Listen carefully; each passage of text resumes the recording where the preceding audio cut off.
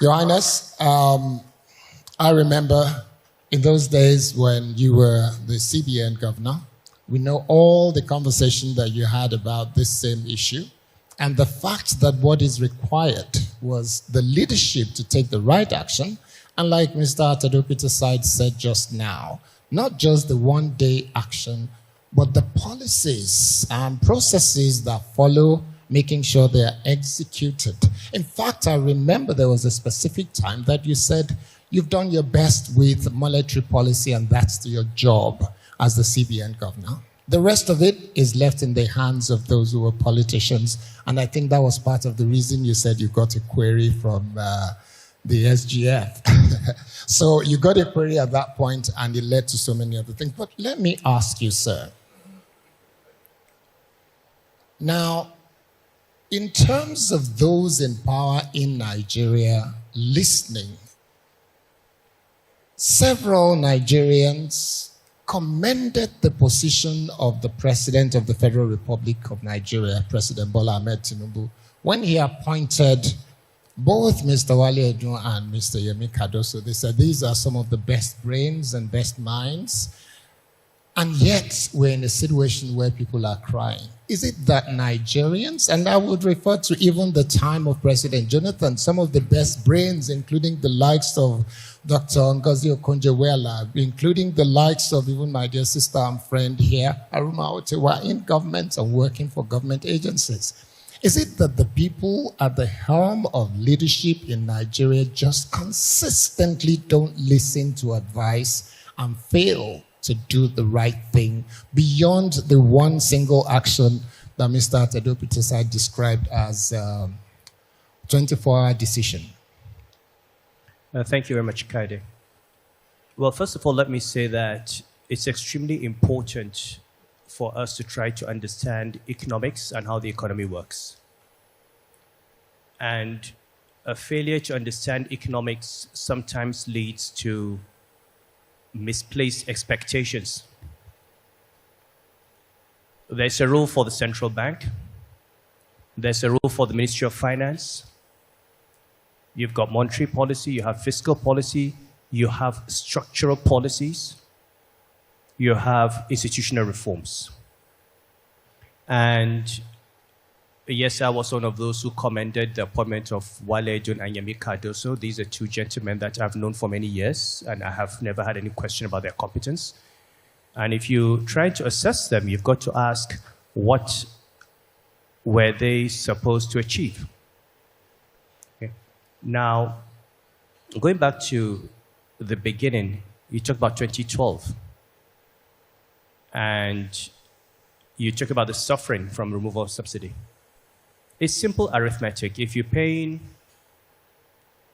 80 naira or 65 naira per liter, and you begin to pay 160 naira per liter, costs will go up. There will be hardship. And the duty of leaders is to understand that there will be a cost to removing subsidy. And I said in 2012, if you remember from the town hall meeting, to say that there will be hardship is not an economic argument. To say that there will be a cost to removing subsidy is not an economic argument. The economic argument is, this is the cost of removing the subsidy. What is the cost of not removing the subsidy? Are you making a choice? We were in a situation where we had a hedge that we called, it was not a subsidy, it was a hedge. You see, a subsidy by definition, the government says, I will pay X% of the price. That is a subsidy. I'll pay 20% of the price, whatever it is. Price goes up, you pay more, I pay more. Price goes down, you pay less, I pay less. What we had in this country is what in risk management you call a naked hedge, the worst possible derivative you can have. The government said to Nigerians, 200 million Nigerians, you will not pay more than X amount per liter on petrol, no matter what the price of petrol is. So all price goes up from $40 to $140, the federal government pays the difference. Exchange rate moves from 155 to 300, the government pays the difference.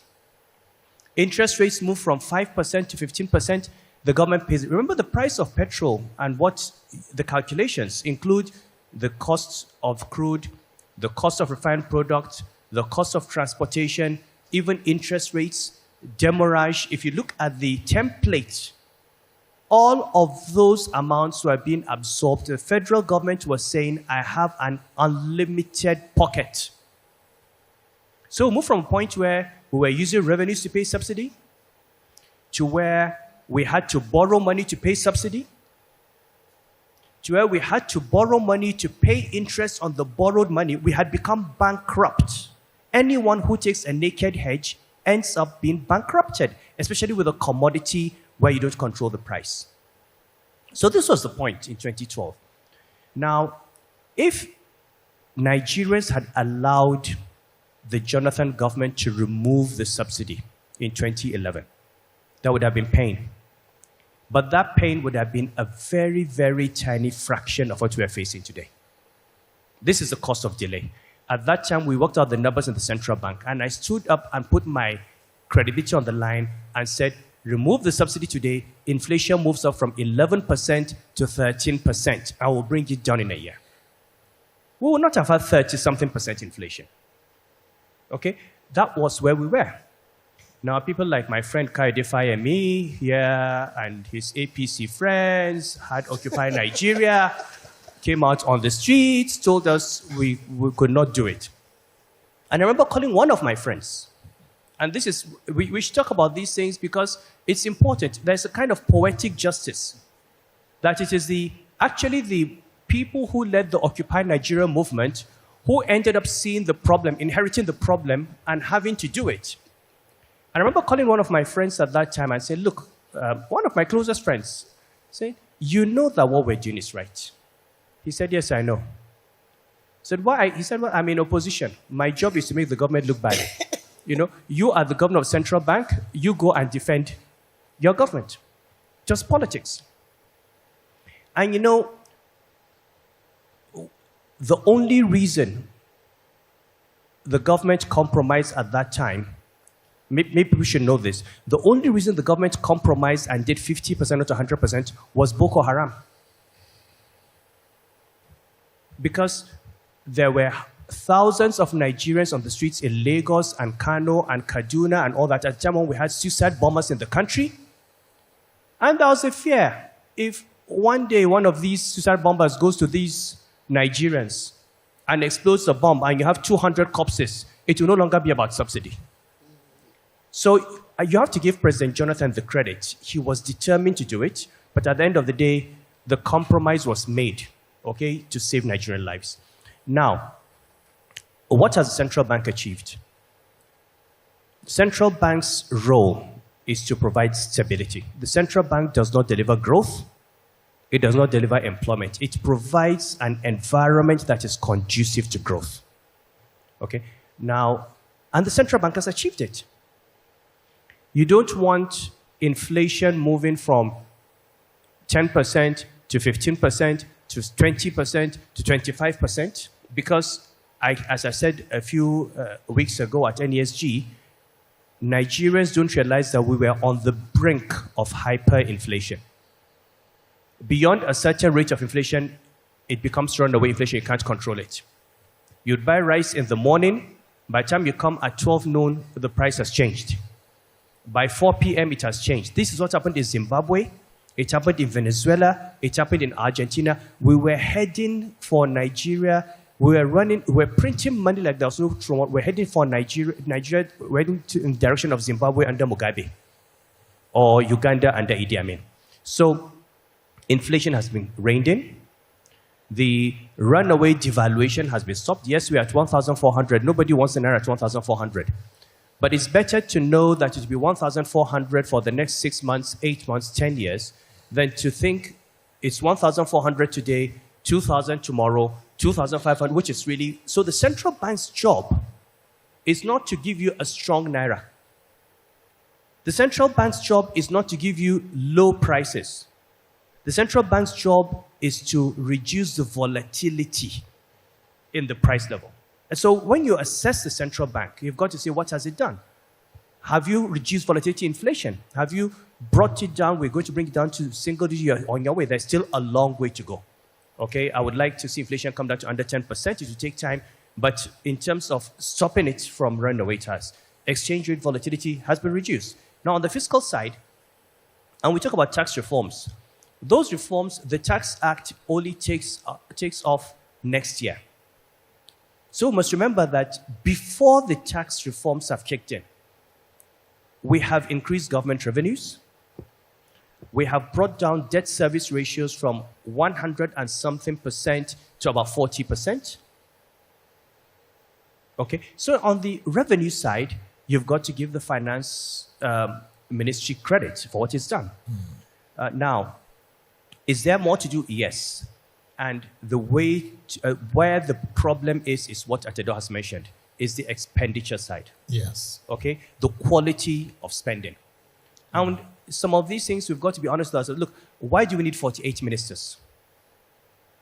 Why do we need dozens of vehicles when we're moving around in convoys or traveling all over the country? So, Your Highness, that brings me to that question which I'm asking, which is, do we have an affliction that affects the hearing of our leaders and unable to listen to the good advice? No, I mean, if we have an affliction, we'll get a doctor to fix it. Yes, so your question started with the finance minister and central bank governor, and we're saying that there are things that are beyond them when you're dealing with the economy.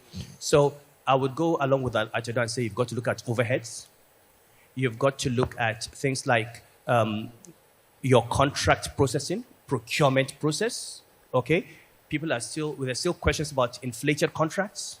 There are questions about transparency. There are questions. All this money is coming into the federal, and this at federal, state, and local level. There are serious questions about how the money that is being raised is being used. And the arithmetic is simple. If you stop paying subsidy, why are we still borrowing more? Because if you've filled a hole, we should have the revenue to fund expenditure.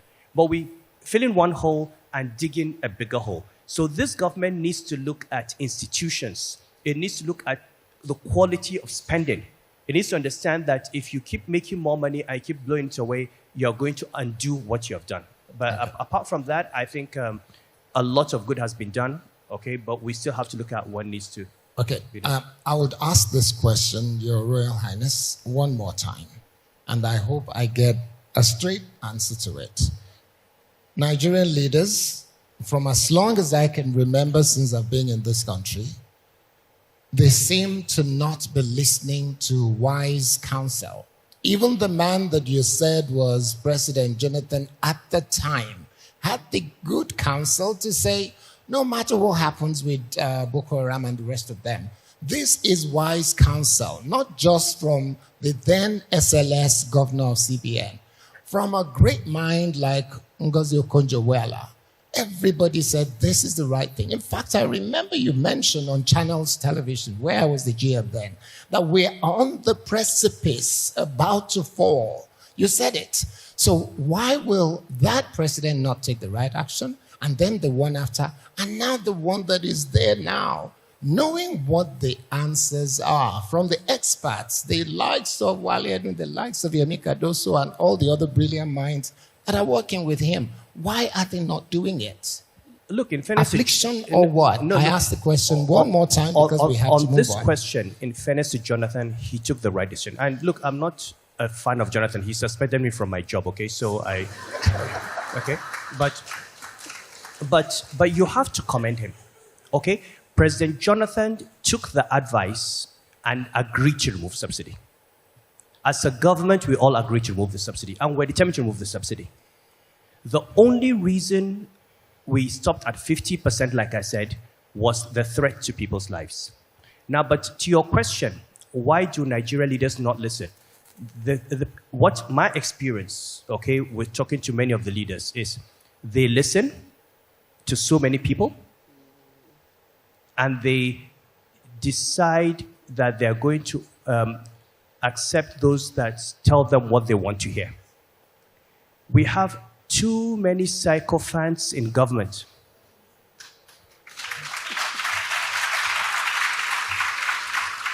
Look, you need to say, when I got to, you sit in a meeting and the president is there and people are speaking and the first thing they say is Mr. President, I would like to thank you for your leadership to this country. In fact, you know, God has blessed Nigeria by making us your leader. If you were not there, I don't know where we would be. By the time these people lay this foundation, it is their advice that the president takes. Okay? People like me who would say, Mr. President, there are some things that are wrong. When you leave, they say you are his enemy. Okay? So the problem is that when leaders allow themselves to be surrounded by praise singers and by sycophants, they never get good advice. So people like Atedo and myself are always enemies of state because people don't like hearing the bad news. There was nothing we didn't say to Buhari about printing money, about ways and means, about the exchange rate, about subsidy. But every time you spoke about the economy, it was seen as a personal attack against the president. And there were people around him who convinced him that this person is your enemy. That's why he's saying this. Okay. So we need to begin to ask as leaders, who do we surround ourselves with? And please, those who are ministers and those who speak to the president, it is not to your benefit to turn yourselves, you disgrace yourselves, you debase yourselves by turning yourselves into praise singers. Okay. All right. Thank you very much, Ernest.